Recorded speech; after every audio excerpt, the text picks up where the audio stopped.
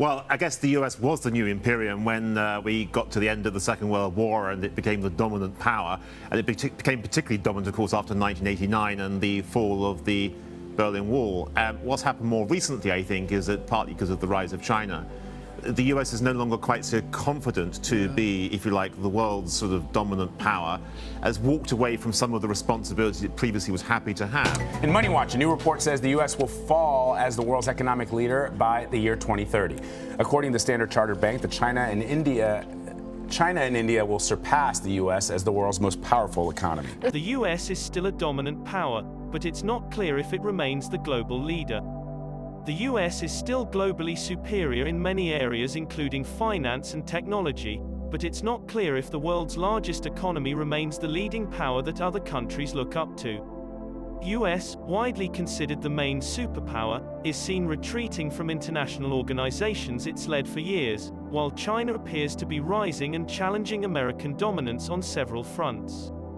Since the fall of the Soviet Union in 1991, the United States has generally been considered the world's only real superpower, while China is still generally referred to as an emerging superpower. Some analysts are certain that the Asian giant is well on its way to leaving its developing status behind and will pass the US as a global power in coming decades, while others maintain the US will stay in front for years to come.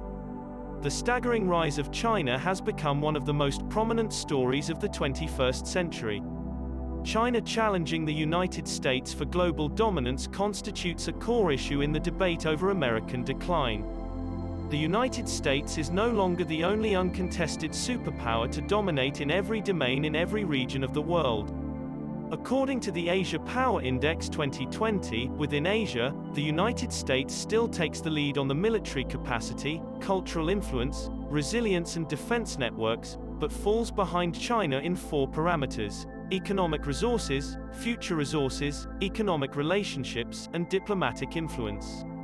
Shrinking military advantages, deficit spending, geopolitical overreach, and a shift in moral, social, and behavioral conditions have been associated with American decline.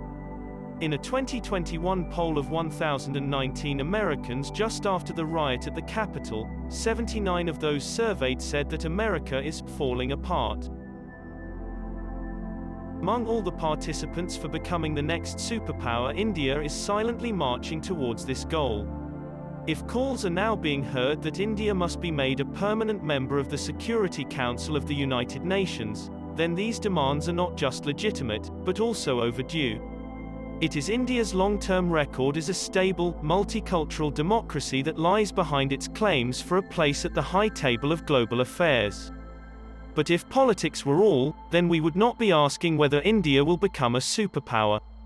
That question is prompted also by the spectacular success, in the short term, of the Indian economy, the impressive growth rates of the past decade, the entrepreneurial drive manifest in such crucial, cutting-edge sectors such as information technology, and the creation of an ever larger and ever more confident middle class. I think in a way that is in some ways perhaps very Indian and in other ways a little surprising, India is underestimating the extent to which it really is now a global player. What you see happening on the world stage is now in India that is stepping up in a more active way. The Indian government has defined a new term for the type of global leader it would like to be. There's a new term that, to my mind, has not been used in this way before, leading power. Not a global power, not a great power, but a leading power. What does this mean?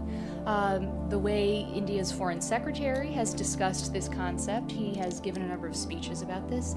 He's talked about India having, in the past, reacted to world events, but maybe it's time to start thinking about shaping global events as they unfold and not just reacting to them. And I think that's what you're seeing happening now with India.